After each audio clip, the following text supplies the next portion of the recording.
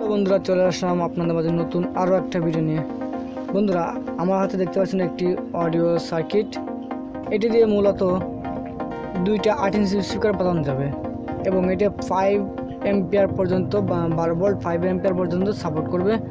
এখানে দেখতে পাচ্ছেন দুই সাইডে স্পিকারের লাইন, এখানে দেখতে পাচ্ছেন 12 ভোল্ট ইনপুট আর এখানে আছে কি অডিও ইনপুট। মূলত এগুলোই কাজ।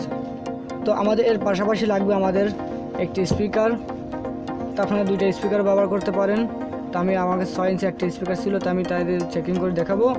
আর আমাদের লাগবে একটি অডিও ফিমেল জ্যাক। তো বন্ধুরা ফার্স্টে ডিরেকশন অনুযায়ী আমরা অডিও কানেকশনের কাজ করব।